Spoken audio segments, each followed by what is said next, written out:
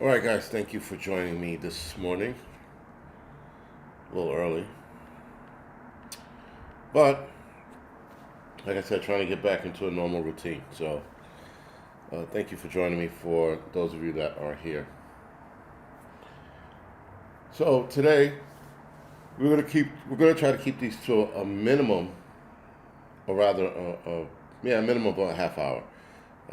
So, there's a couple of articles I want to go over. Actually, there was an article that for some reason, man, it just bothered me, and I don't know. Well, two of them bothered me, but one bothered me more than the other. But anyway, Mr. Landfill, thank you for the 5 by 5 Prep to Adapt. Jeffrey, Jeep Dog, Raccoon Eyes, Love and Life. Thank you for the 5 by 5 Craig, thank you for the 5 by 5 Appreciate it. Cowboy, thank you for the 5 by 5 What? All right.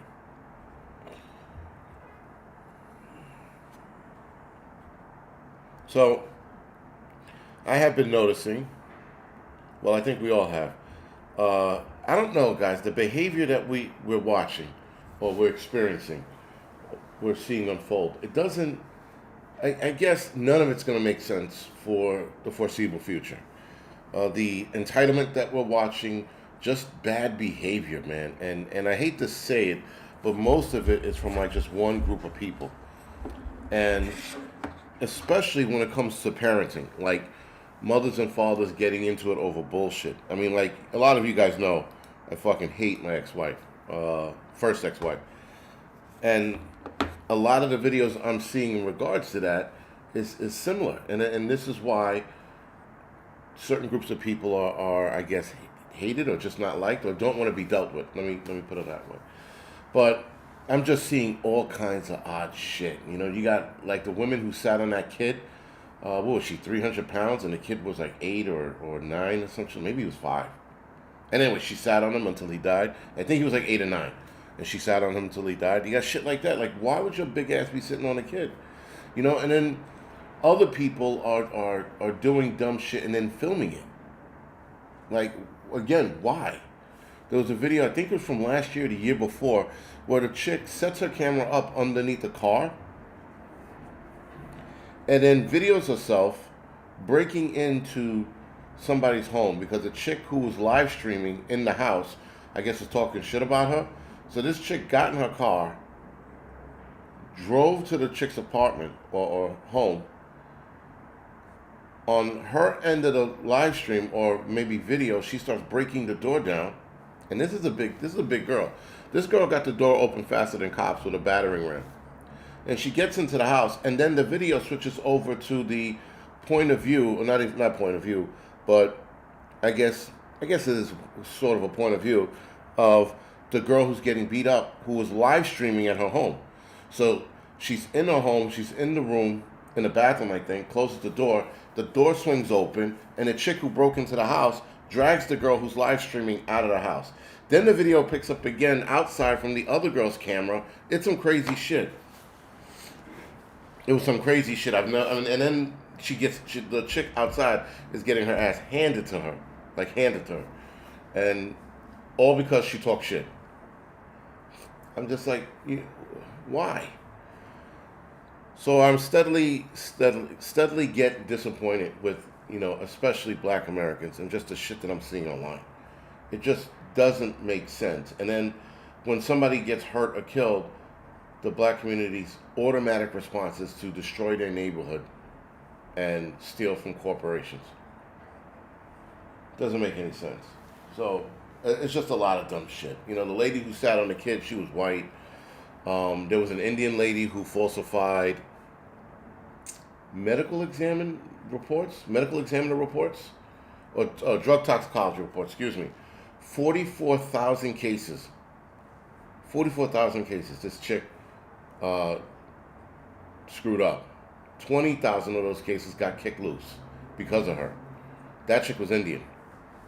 Just people doing dumb shit. Like, you're gonna get caught. Why bother? So I don't know. I don't understand. I guess I'm not supposed to understand. I guess we're in crazy times, and this is just where we are. The lunacy where we are right now is out of control. Daryl, yeah, I guess, man. Evil times. It has to be. I mean, how else could you explain some of the shit that's going on?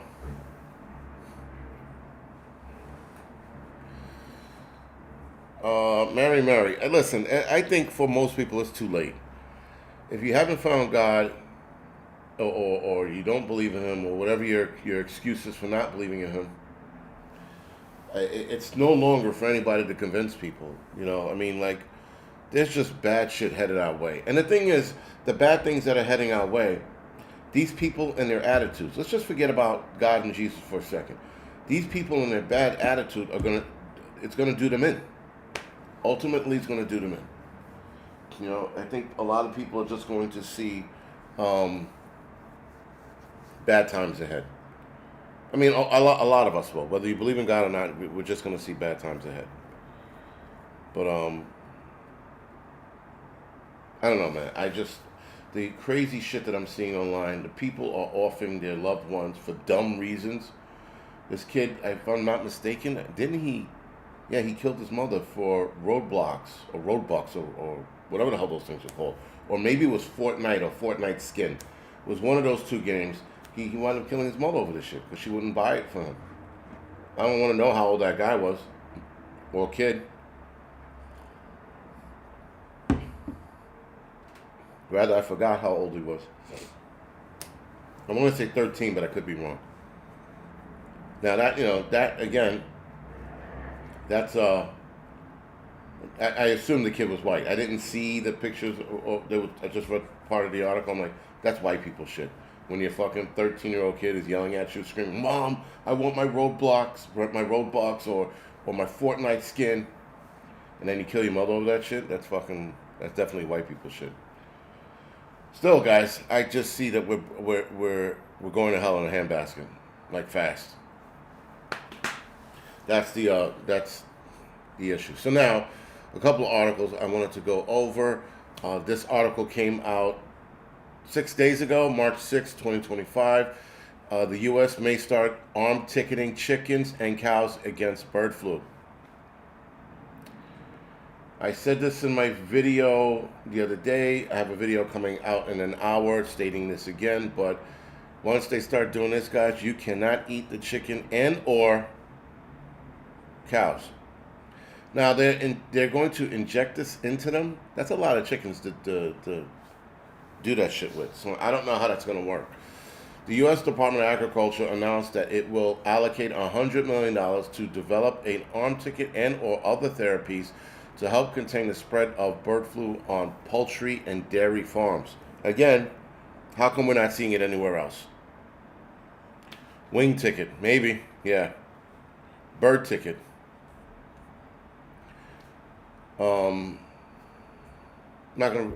I can't read the whole article, obviously, because I have to pay for it, so I'm only going to read you some of it. As farmers across the U.S. struggle to contain the deadly bird nonsense, the U.S. Department of Agriculture is considering adding animal arm tickets to its strategy to controlling the outbreak. Until now, vaccination was largely off the table given some countries' restriction trade on inoculating birds. This includes Canada, one of the largest importers of U.S. poultry products. The concern is that arm ticket flocks have harbored residual amount of the virus.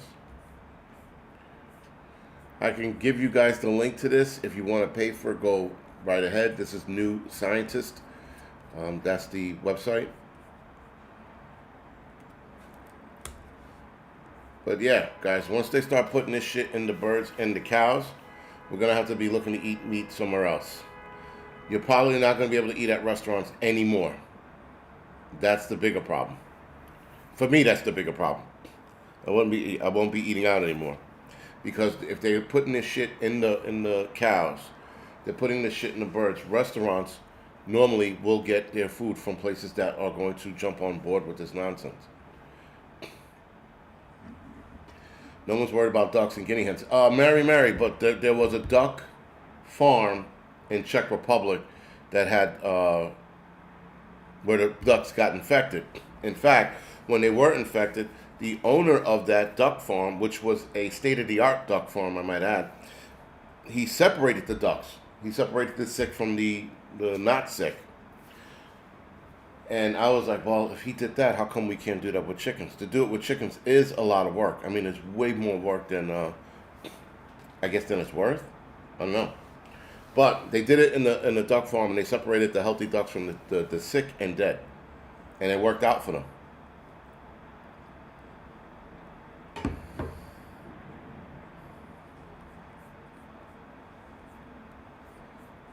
So that's one article. Moderna is being paid $509 million to speed up the development of an arm ticket for the bird nonsense. The U.S. Department of Health and Human Services announced it will award Moderna $590 million to accelerate the development of an influenza arm ticket, including to protect against the bird nonsense. Accelerating the development of a new arm ticket will allow us to stay ahead and assure Americans have the tools they need to stay safe. This is outgoing HHS Secretary Xavier Becerra on Friday. This article was posted January 18th, almost 2 months ago. The money will go to Moderna, a Massachusetts-based pharmaceutical company that previously developed the arm ticket for Mr. 19. Since 2023, Moderna has been working to create a pandemic influenza arm ticket, which would help against certain viruses, including the H5N1. Again, they're looking for a pandemic influenza arm ticket. This is Moderna. That can't be good. So again, they're already angling. Now, March 3rd. So keep in mind, guys, that was January 18th. March 3rd, Moderna is in jeopardy of losing their contract. Go figure this. So this was 9 days ago. So avian flu arm ticket contract with Moderna may be suspended pending review of a contract by the current administration. This is the Trump administration, according to a recent Reuters news story. The vaccine contract was awarded to Moderna in January of 2025 under the previous administration, but is now under review by the current administration. In the meantime, the United States Department of Agriculture has announced a 5-pronged strategy to manage the current avian outbreak and mitigate exorbitant egg prices. The strategy was announced, in a press release before the suspension of the arm ticket development contract, and includes a vaccination as a strategy.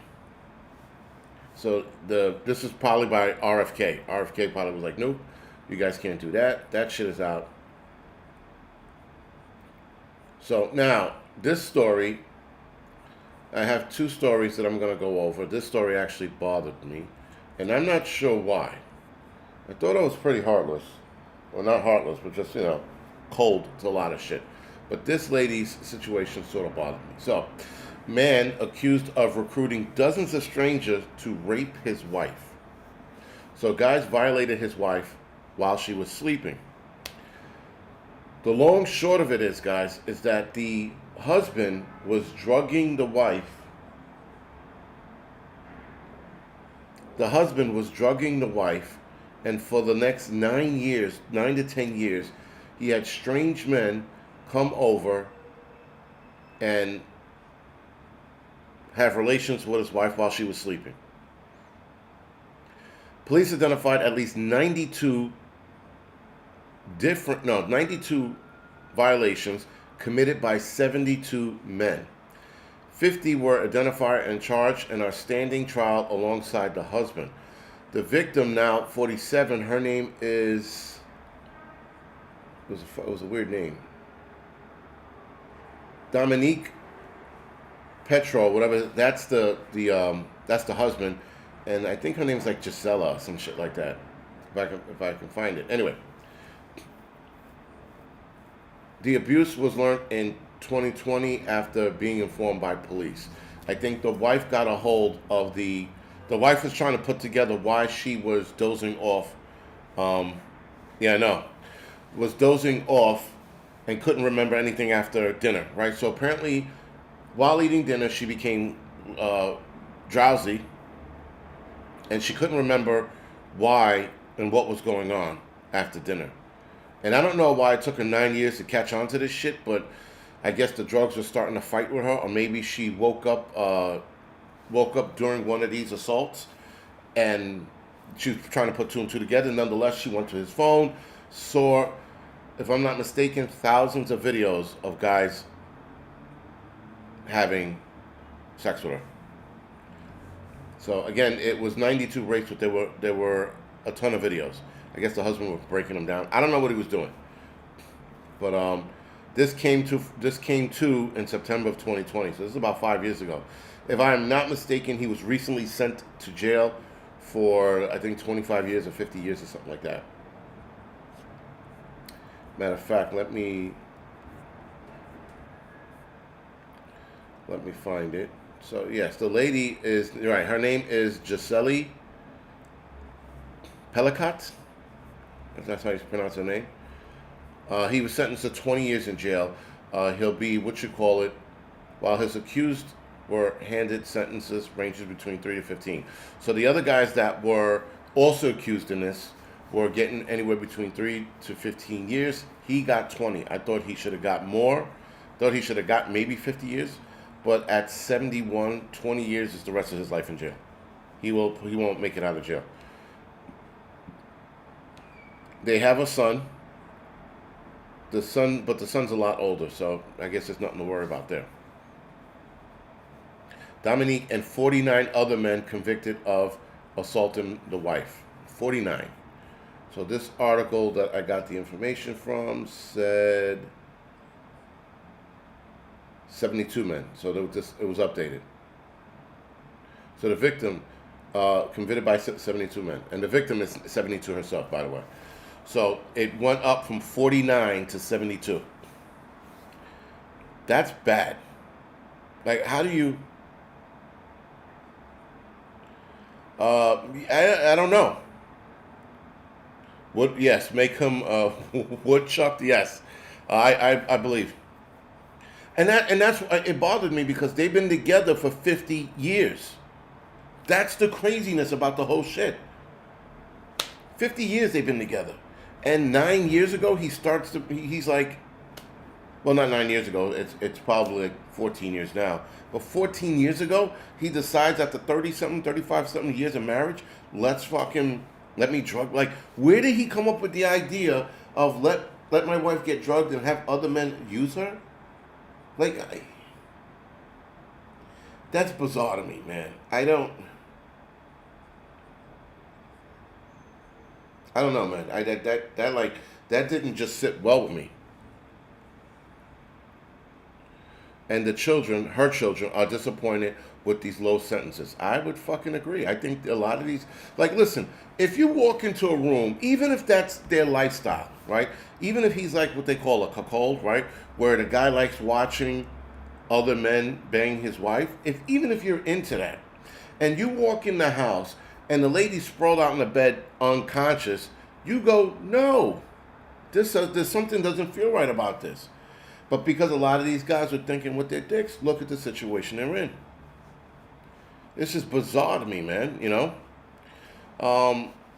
The judge in the court of Avignon, southeast France, read out the verdicts for Dominique Pelicot and 49 other men convicted of assaulting the former wife or his ex-wife in their own bed at his invitation.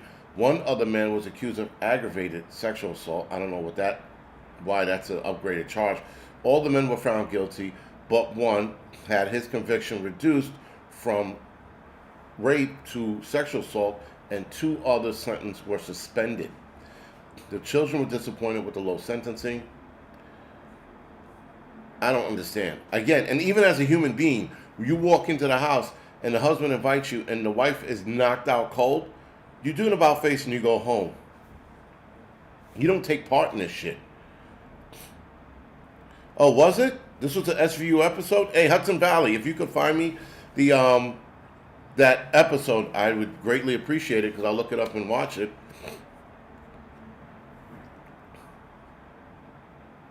She goes, I would have a glass of white wine. We would have a glass of white wine together. I never found anything strange about the potatoes. Pellicott told the court. We finished eating. Often it was a football match on TV. I let him watch it alone. He brought my ice cream to my bed where I was. The flavor was raspberry. Yuck. That's fucking gross. That's probably why he hid the drugs. Raspberry? Fucking disgusting. I thought how lucky I am. He's a love. This is her. She said she never had an inkling of he was drugging her with the snacks. I never felt my heart flutter. I didn't feel anything. I must have gone under very quickly. I would wake up in my pajamas. Pellicott told the court, adding that she would sometimes wake up more tired than usual due to the drugs, and I would walk a lot and thought it was that. I was trying to understand, she said, how this husband, who was the perfect man, could have got to this. Exactly. I'm fucking confused too with her. I'm sitting here going, how the fuck did he do that after 30-something years? You guys were together for 50 years. So like, they were together for 50 years, or they known each other for 50 years. In the 30-year period, at some point, he was like, let me drug my wife and have other dudes have sex with her. Oh, God. And this lady, this whole time, thought that he was a perfect husband. I'm wondering the same shit with her now. I'm like, how the fuck did this go? Yes, for 9 years. Yes, football or soccer. That when the French or anybody else overseas refers to football, they're referring to soccer. The pansy game of kicking the ball around the field. I know it's not a pansy game. Those guys got fucking rock solid legs. And if they kick you with one of those legs, you fucking feel it.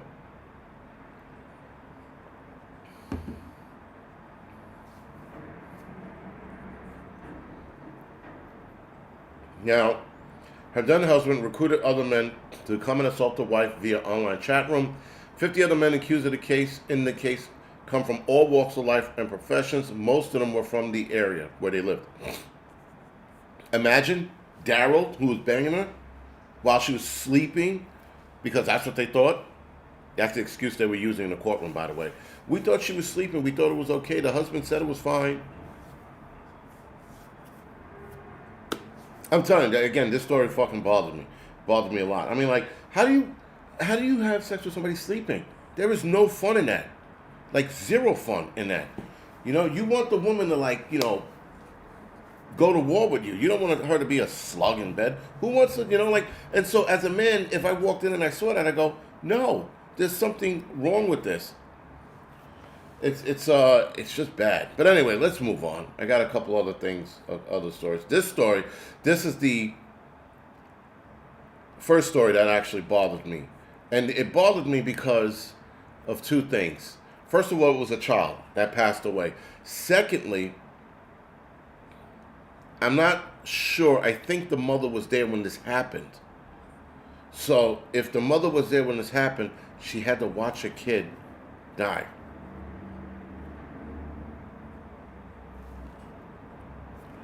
Fix that in a little bit. All right, so anyway, 4-year-old Michigan boy incinerated in an oxygen chamber explosion.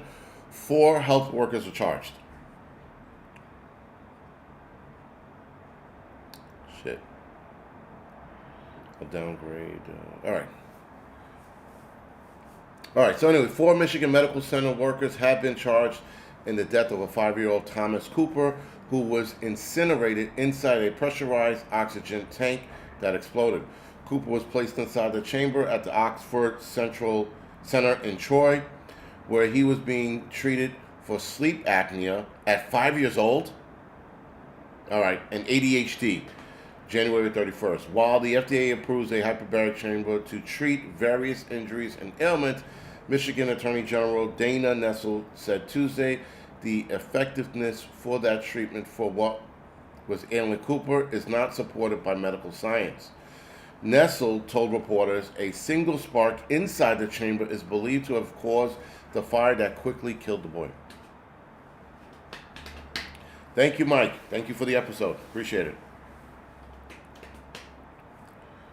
First Light. All right. I own that hospital. Steel City. Everybody in the hospital would probably be dead. Like, I wouldn't even, whatever. So, fire inside the hyperbaric chamber was considered a terminal event. Every such fire is almost certainly fatal. This is why many procedures and essential safety practices have been developed to keep a fire from ever occurring. The boy's mother was standing next to the chamber when her young son was burned alive. She also suffered significant burns on her arms while trying to rescue Thomas. But the family's lawyer said emotional trauma is the bigger concern. Emotional trauma? You just watched your son burn to death, and there was nothing you can do about it.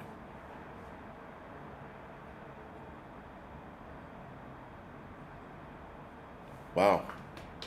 Mary, I didn't know that. I didn't know kids could have sleep apnea at that age. Yeah, that's crazy to me. That's bizarre. And the mother sat there and watched, and nothing she could do. That's why the story bothered me. Now I recall reading that, and I'm like, yo, she sat next to this thing, and then that happened, and all she could do was watch him scream. Let's see. Oxford Center founder and CEO Tamala Peterson, facility manager Gary Markin, and safety manager Gary Mozzarella, and chamber operator Electa Motif were arrested on Monday in connection with Cooper's death and scheduled to be arraigned Tuesday afternoon. Peterson, Markin, and Mozzarella are all facing charges of second-degree murder. The latter of the two have also been charged with involuntary manslaughter, and Motif has been charged with involuntary manslaughter and intentionally placing false information on medical record charts. An attorney for one of the defendants called the boy's death a tragic accident. I don't know. Asked the public to wait for experts to figure out what happened before passing judgment. Doesn't matter. These people are toast. No pun intended. But these people are toast. They'll never get a job working anywhere near the medical. They're going to be bagging grocery at the Piggly Wigglies, some shit like that. That's where they're going to go. That was it for that story. Yeah, that shit bothered me because, again, she had to watch her son pass away. You know, listen, guys, it's one thing, I guess, hearing or finding out your kid passed away from something, right? Or your son had a medical ailment and passed away. That's a different ballgame than watching your kid burn to death, and there's nothing you can do about it. That's why this bothered me. Anyway. So there was also, maybe I'll talk about this now. See if I can pull it up real quick.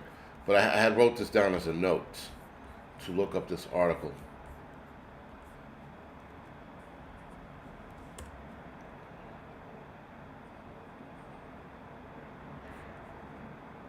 And this was a couple of years ago, I guess.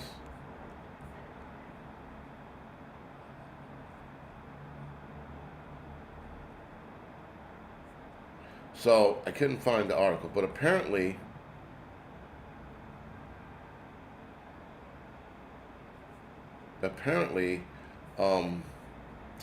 a kid, I want to say he was 18, knifed his mother to death because she was slow in serving him his plate of food. What is this world coming to? Imagine, Mom, meatloaf, right? And she doesn't bring the meatloaf fast enough, and then you wind up knifing her because she didn't bring it fast enough to you. You had another woman shoot her boyfriend over, and this is this article. Louisiana woman is facing second-degree murder charges after allegedly shooting her boyfriend with his own firearm during an argument over breakfast. Now, before I get into the article, the boyfriend had told her, "You're wasting too much money on eating. We're eating too much of our food. We need to save money." That is all he said. That turned into an argument. She gets up from the table, gets his firearm, turns around, puts two in him. or 3. Anyway, on Sunday in La Place, Louisiana, 24-year-old, whatever her name is, and her boyfriend, 23-year-old Joshua Jones, got into a heated argument after she allegedly ate a large portion of breakfast, leaving little food for Jones and his family. The dispute escalated as the couple, who were reportedly struggling financially, clashed over the incident. Approximately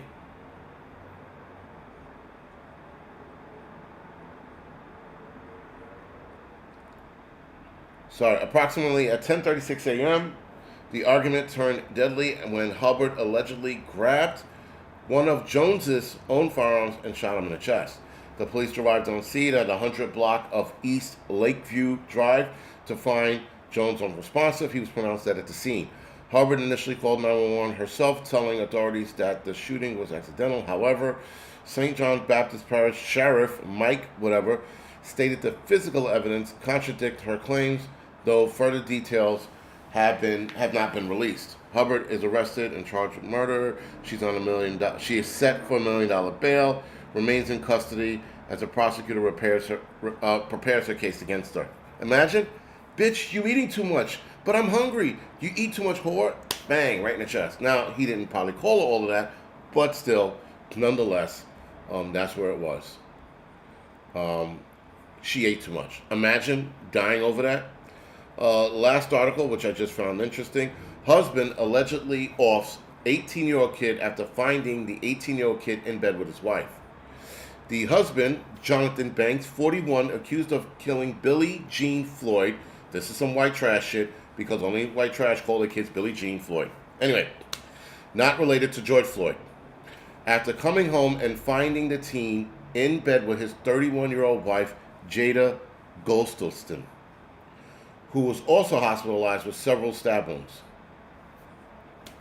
The body of Floyd, who was 18 3 days earlier, he had just turned 18, no shit, was found stuffed in a garbage bag and canned in the mistress's home of Dunlap. The cheating wife initially told police that a man jumped on her boyfriend while they were in bed. What? That sounds like a whatever. This kid lost his life over ass that wasn't worth it. Man, imagine dying for that. I'm out on this shit, dude. Anyway, the family's distraught. They said he mostly liked spending time with his family and his friends, stated of the slain teen. That's like a cop-out. When people go, he likes spending time with his family and friends, they don't know what he liked doing. Or he was doing asshole shit. And they couldn't say that, so that's the default. And the kid looks like an asshole. I'm not saying he deserved it. I'm just saying he looked like a dick. But anyway, that's the news for today, the Angry Truths channel. I'll be doing more of these kind of articles because there's some wild shit going on out there. Some crazy ass shit. I can't keep track of the crazy shit that's going on. Some of the shit I'll be pulling up. Oh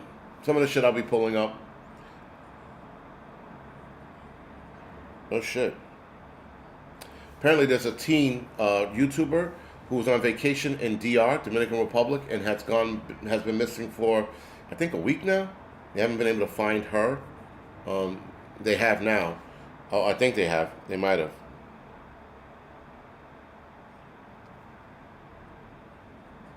But anyway, other than that, guys, this is the Angry Truths channel. Thank you for watching. I will see you guys tomorrow night on the Angry Prepper and the Angry Truth doubleheader.